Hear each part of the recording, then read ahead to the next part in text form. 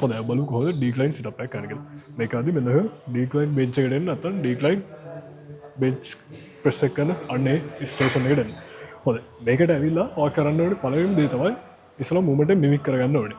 ආ මේකෙන් ස්පයිනල් ෆ්ලෙක්ෂන් එක ගන්න මෙන්න මෙහෙම කරලා එහෙම නැතුව ඔයගේ මෙන්න මේ හිප් එකේ තියෙන ෆ්ලෙක්ෂන් එක නෙමෙයි මෙහෙම යන්නේ.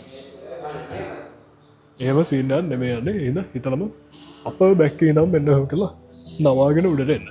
ඒක තමයි එකම දේ හැම වෙලේම අපි බඩ ඇතුළේ හුස්ම ගන්නවා උඩට එද්දි හුස්ම පිට කරා යන්නේ යට යද්දි හිමින්සරේ හුස්ම ගන්නවා යට යනවා එහෙම තමයි වෙන්නේ හොඳයි මම කීපයක් කරලා දෙන්නම් ඊට පස්සේ ඔයාලට වැඩි තියෙන්නේ මොකද මෙන්න මේ කකුල මෙහෙම තියලා පොයින්ට් කරගෙන නැතු උඩට සීලින් එක පැත්තට පොයින්ට් කරගෙන ඉන්නවා වයිට් ටෝස්ට් එක ඊට පස්සේ හොඳට ලොක් වෙනවා මේකේ යට ඉඳ හොඳ හුස්මක් ගන්න ගමන් යට ගියා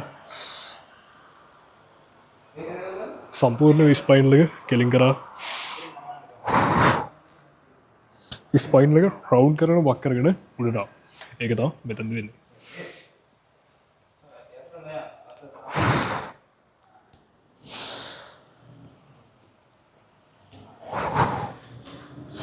ඔන්න මම දැන් කියලා දෙන්න කොහොමද මේකට වෙයිට් එකක් දාන්නේ කියලා. මොකද උනේ? අන්නේ. හොඳයි බලමු කොහොමද මෙතන වෙයිට් එක ඇඩ් කරන්නේ කියලා. ඉස්සෙල්ලා මෙන්න මේ අත් දෙකෙන් අල්ලන හැන්ඩල් එකට වෙයිට් එක තියාගන්න. ඊට පස්සේ හිමින් සැරේ උඩට ගියා. කකුල දෙක හිර කරගත්තා.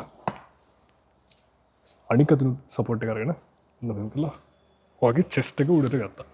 මෙන්න මෙතන තමයි ගන්නෙ.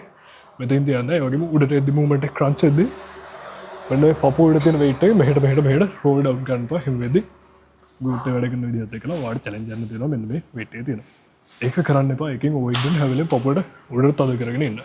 හොඳයි. ස්ටාර්ට් එක උඩින් ඉඳන් හොඳ ස්මක් කරගත්ත බඩට හිමිසරේ ඩවුන්ලා.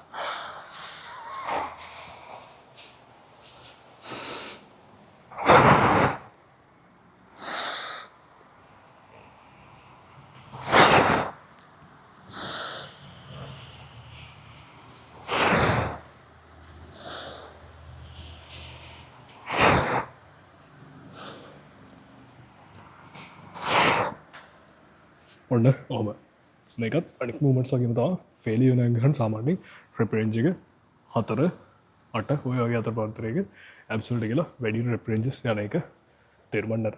අනික් මසල්ස් වගේ සේම් විදිහට තමයි ඔයගේ ඇබ්ඩොමිනල් වෝල් එකේ තියෙන රෙක්ටස් ඇබ්ඩොමිනස් මසල් එකේ වැඩ ගන්න. ඔල්රයිට් එහෙම තමයි වෙන්නේ. ඒ වගේම ඔයාලට යටට ගිහලා උඩින් නැගිටින්න බැරිනොත් එහෙම හිමින් සරේ එළියට පුෂ් කරලා දාන්න පොළොවට යන විදිහට වගේ ඩම්බෙල් එක. ඒක විතරයි මම හිතුවා පැහැදිලි කියලා.